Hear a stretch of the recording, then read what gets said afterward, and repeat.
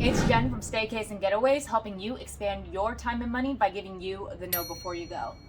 If you have chickens or a bearded dragon, this is something I want to talk to you about before you just spend a bunch of money on feeding your animals. Mealworms are extremely easy to grow and to breed, so you're not going to have to go out and buy a lot of chicken feed or bearded dragon mealworms and go to the store all the time. You do not have to waste gas. You do not have to waste your time. You do not have to waste your money.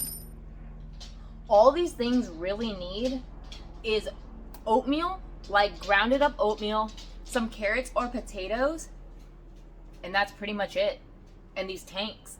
I got 3 of them. If you look online, they'll use like shelves or whatever.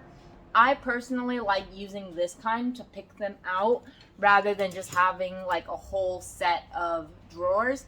That's kind of hard to move. In here, we have the ones with all the beetles and stuff in it. And actually right here, if you see it, there's actually a beetle right here.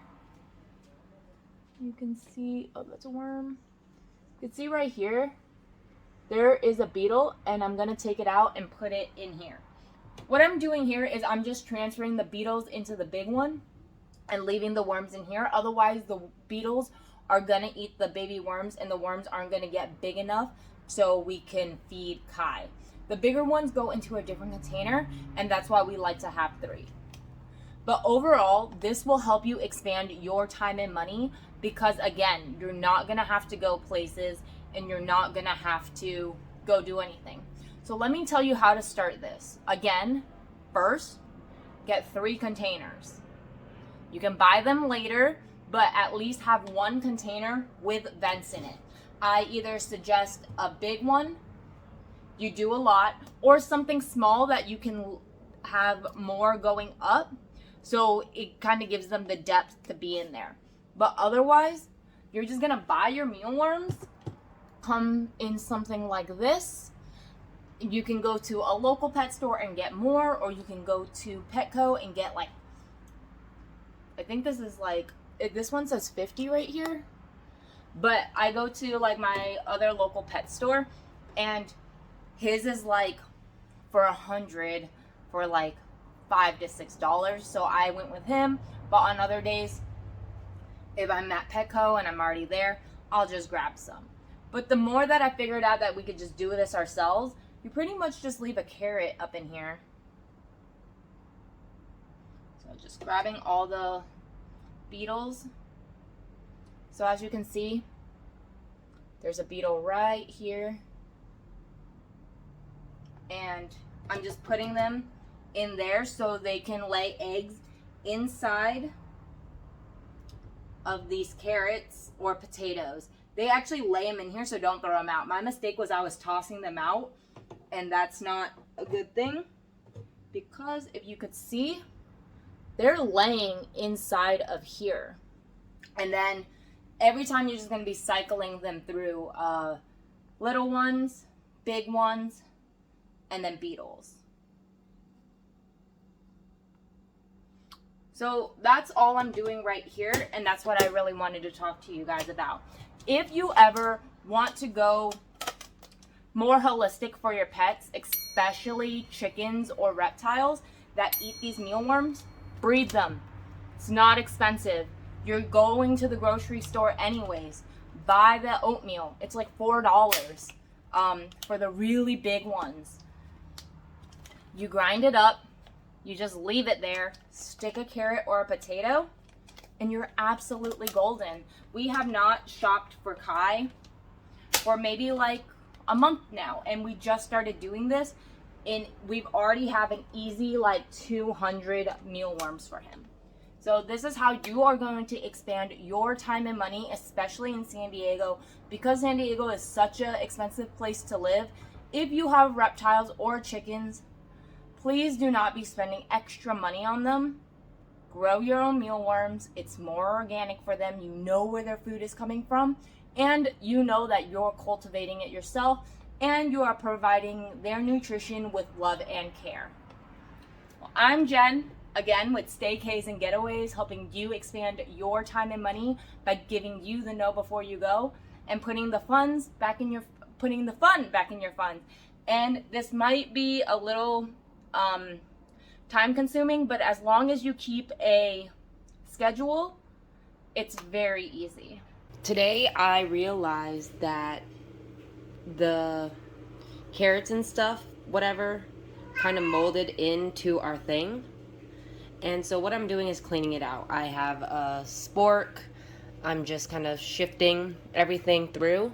What I did was I just initially poured the loose stuff out, and then whatever is left is going to be tossed. Okay, this is the one with all the beetles, and I'm actually going to be separating the beetles that are from the thing that I just dumped into here. You will find some stragglers. Look, there's some guy sitting right up here, and he's going in there. Okay, all of this is grossness. I'm just gonna toss it. You don't want to wash anything with soap or whatnot because it could seep into the container and it will affect the worms. Make sure it's hot, let it soak. No soap. Kind of rinses all that grossness out, right?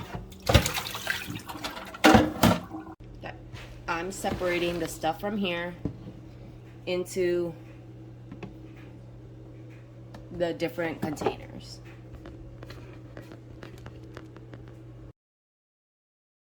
There's a good amount of beetles up in here. You can see. So I'm just kind of shifting through to find what beetles and what aren't.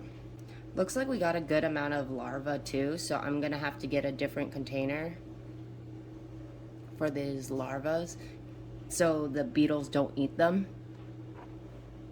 But be careful of grabbing the right stuff, putting it in the right container. And this is how you kind of just clean it. Even if it's a little moldy, it's fine. That will tend to happen. You want to check this stuff maybe like every couple of weeks. You don't have to check it too often, maybe once every 2 weeks. Just kind of keep an eye on them. Because then stuff like that will happen, and you kind of want to do like preventative stuff so your bugs don't get like sitting in mold and whatever, because you're going to be feeding it to your livestock, to your bearded dragon, to whatever reptile you got, whatever pets.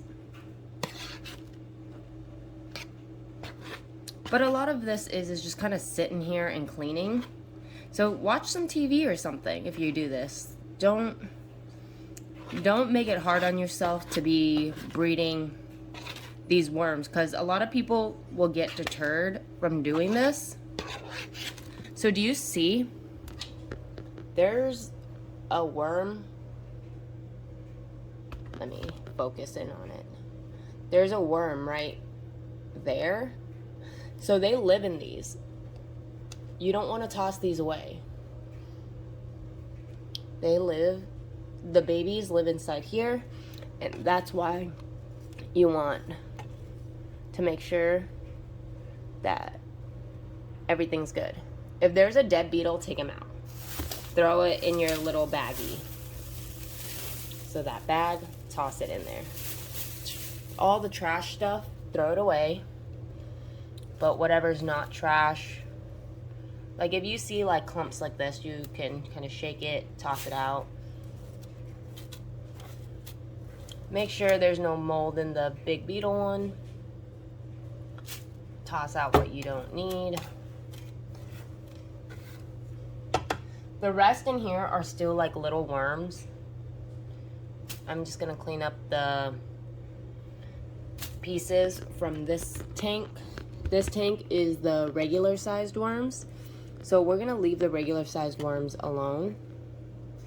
Those are the stuff we're feeding to Kai. I think maybe like the baby worms could actually stay in here. So I'm gonna actually do that. So I'm gonna shift through see what it looks like up in there, if it's not like disgusting. So it doesn't look like we got too many big worms up in here. So I'm gonna move the little ones in there. And then I'm gonna use the old container that I have, the super worms container. And I'm gonna move all the little ones in there. I encourage you to grab some gloves and just start shifting through and picking up the worms instead, because what happens is the tongs are too long. So I'm just gonna come in here and kind of just shift in my hand, just kind of grab them. Because I was going one by one of the... But again, this is something you could definitely do just kind of sitting here, watching TV or something. I see a lot of people just touch it with their hands. I'm kind of creeped out by that. So gloves, tongs, whatever.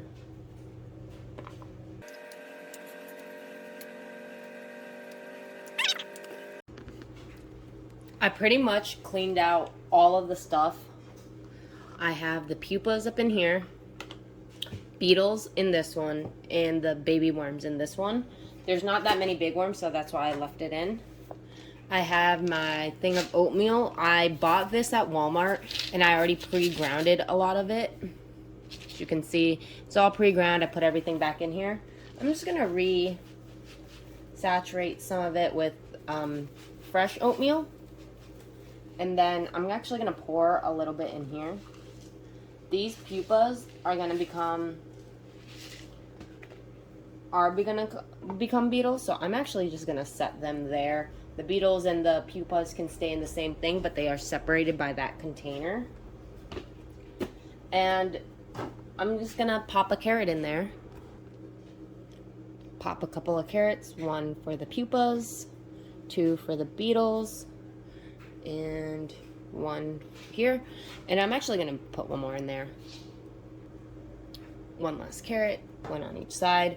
What's gonna happen is the worms are gonna push it over, push it down in. Make sure that things don't get moldy and whatnot. Check them every couple of days. I like to have these clear containers just so it's easy to see. That's why I don't like having the drawer. The drawers are opaque and you can't really see through. I like seeing if it gets dirty and whatever. And then this is my bucket that I use to separate them all and then look at them. Keep that open, and then I'm gonna put everything away. Now I put everything back. It took me a total about 30 to 45 minutes to separate and then put everything together and wash the stuff. So it actually doesn't take that long. It will take you about 30 to 45 minutes every 1.5 to 2 weeks to just double check their stuff.